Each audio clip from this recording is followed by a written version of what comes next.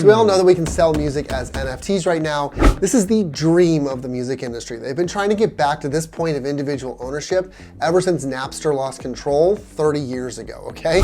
But it's also a really good thing for you as the musician who's trying to sell those NFTs in this NFT space, because simply, maybe not as simple as I'm gonna make it sound, the struggles that you have to overcome are how to make those sales and how to help your NFTs rise to the top.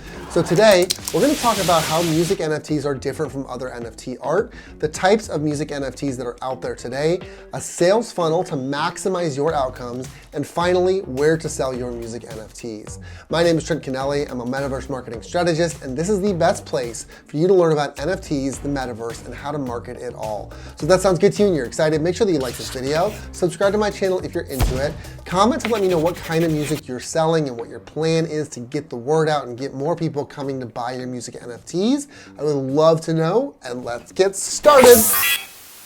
So let's first talk about how music NFTs are different. Now, if you're coming to this video, you probably already know what an NFT is, but before we can define a music NFT, let's just all be on the same page about what an NFT is, okay?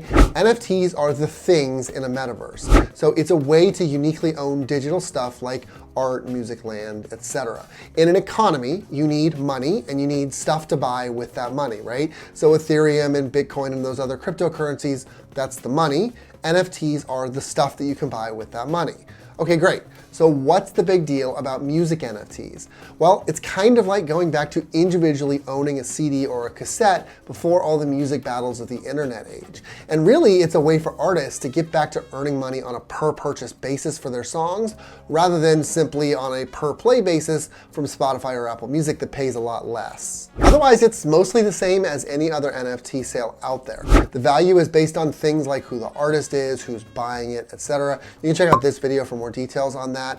The only other glaring difference is that a music NFT might have a harder time being noticed in the bigger marketplaces. And the reason for that is that these marketplaces are built more for visual art.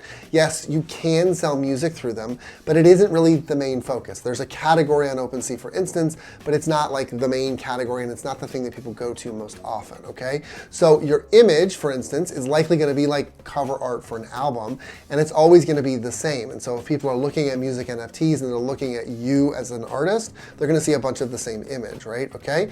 So that also means that it isn't as easily discoverable, since OpenSea or other platforms, they don't really feature music NFTs unless you specifically select the trending pull down for music, then you might see it. But it's not something that is just up there and in people's face all the time, okay? Now that said, much like in any other situation, music NFTs, they really don't rely on being front page, but rather on a sales funnel, which we're gonna get into in just a minute, and that's how you're gonna push people through and get more sales with these NFTs. All right, so let's talk quickly about the types of music NFTs. So there are, of course, multiple copy and one-of-one styles for your NFTs. These are the typical styles for any NFT, for any project, really. So you can, for instance, make every piece in your collection 100% unique, and there is nothing else like it, or you can make it one of 10,000 total copies or one of 100 total copies. So as an example, Snoop's BODR Stash Box, that's been on sale for, I don't know, like a month and a half now, sells one track from his new album as an NFT for each purchase, but it's a stash box of 25,000 total NFTs for purchase. He doesn't have a 25,000 song album. He's made multiple copies of each song, and you get one with a purchase. That's how that works. But more worth discussing is a third type, and that's a blended experience. So what I'm referring to here are experiences that are both NFT art and NFT music. So this could be a unique image or video associated with music that goes along with it. It's pretty unique in the sense that you're then selling a song that's bound to the art, okay? And it could be as simple as album artwork, or as unique as a song that fits in with the motion and activity happening on this visual piece of art itself. So probably watch the type of art I'm showing you right now. Here you go.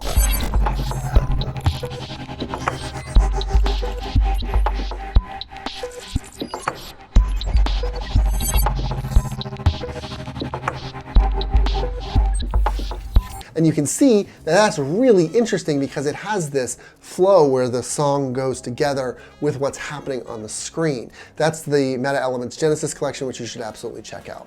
But no matter which type of NFT you decide to sell, everything eventually comes down to a question of how you're getting the word out. which is why we're going to talk about the sales funnel now. There are ultimately a lot of strategies that you can pursue. You can check out this video for lots of details on that, but it really all comes down to this idea of a sales funnel. So let's just go through that really quickly.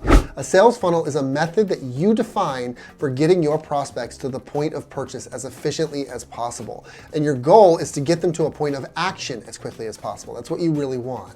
So if we think of your launch as a two-phase process, pre-launch and launch, we can break this down a little bit more easily. Now, of course, your launch can get way more detailed if we start talking about things like the pre-launch and all that. But it all effectively comes down to what's happening before the launch and what's happening at the time of or after the launch. In the pre-launch phase, you're just trying to drive interest. You want to introduce people to the music, allow them to listen to it, and then get an action out of them. The best actions are either going to get them to your email list or to your Discord server. Now, Discord is where most of the NFT action is happening right now, so you're most likely to get the best results out of that. You can check out this video for more details there. However, I do want to point out that having an email list is extremely valuable because you can push to email subscribers anytime you want and for anything, within reason. Please don't go nuts. I would watch this video if you want details on how to not go nuts on your email sends. But in any case, the response rate for email marketing is still one of the best marketing channels of them all, no question, okay? And so to get people to join, I really suggest providing an incentive for signing up for the email list because people don't really want to do it. When they get the emails and they're being asked to take an action, they're going to be more likely to do it, but nobody wants to sign up in the beginning, so you need to give them an incentive. And so what I would suggest is certain things like maybe you get them into a special Discord channel, and that Discord channel is going to have specific giveaways that not everybody can get access to, or will allow early access to the NFT launch, etc. Okay, so that's pre-launch. You're basically just driving interest so that when it's time to launch, you have a group of people that you can advertise to who have already shown direct and real interest in your NFT collection. So what happens for launch then? Well, you tell everybody about the launch, right? That means that you make several planned, intentional posts inside of all of your spaces. You let everyone on Discord and in your email server know about the launch. You change the CTAs on your website from join the Discord or join the email to go buy now or whatever copy you want to pick for that. Just something that gets people to go, oh, it's time to buy, let's go buy. Now, I want to be clear that you should be showing your music NFTs off in the same way as you would other art NFTs, meaning that on your site, for instance, you shouldn't be afraid to introduce people to entire songs. Will some people copy paste them?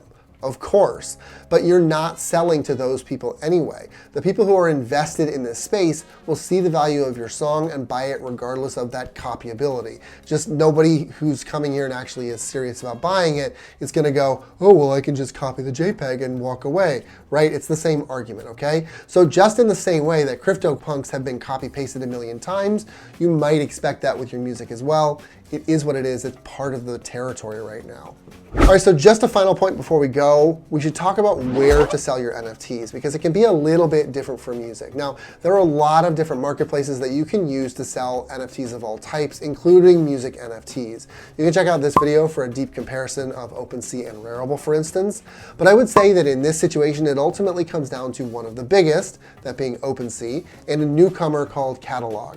So OpenSea is the most well-known NFT trading site. You can trade Bored Apes over there, you can get art, you can get land, you can get music, all sorts of stuff. So you can rest assured that if you put your stuff up on OpenSea, you're gonna be able to sell it without a lot of extra sweat, okay? But there's a newcomer called Catalog that's likely to make something of an impact against OpenSea. And that's because it's a specialty market that's focused on selling music NFTs. Now, this is in beta, so I will frankly say there are some things that still need improvement, like the searchability of the site is awful right now, but they have a lot of good music already on offer. And just considering that this is still kind of an up-and-comer, I think there's gonna be some big impact here once they can get that searchability and that landing page a little bit more honed down, okay? Now, having said all of that, between OpenSea and Catalog, you can go with either one. I do want to present you with one more option, and that is to use your own website. So you can check out this video for lots of details on it, but I do want to push a few overall points here. So first, it's currently possible to sell NFTs directly through your site using Shopify or using WordPress with the Tatum plugin, okay?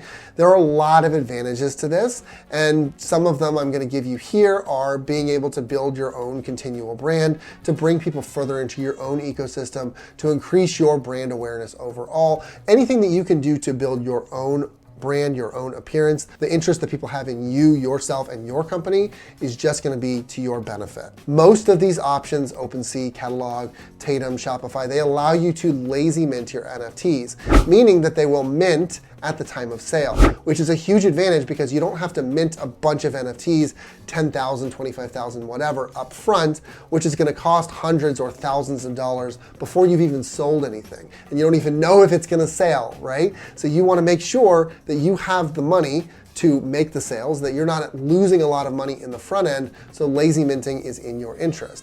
And because it's lazy minted, that means it's not minted against any of these platforms. So OpenSea didn't mint it, Catalog didn't mint it, your website didn't mint it, and it allows you to show it everywhere until the time when somebody makes that purchase, and that's when it mints. But there's one really important caveat for this. You could end up double minting each NFT. These platforms don't talk to each other at all. So if you mint on one, it will not automatically get pulled off of the other platforms, which means that if there's a situation where two people are buying the same unique NFTs on two different platforms before you've been able to delist it, so you've got person A that shows up on OpenSea, you've got person B that shows up on Catalog, person A makes the purchase, and the person B 5 minutes later makes the other purchase, and you didn't have a chance to take it off of Catalog, now you have two of the same one. It's actually not a unique NFT anymore. There are one duplicate. So you've got two of the same thing, which obviously devalues it, okay? So that's a problem, and it's gonna make people mad too. So that's a really important thing to consider.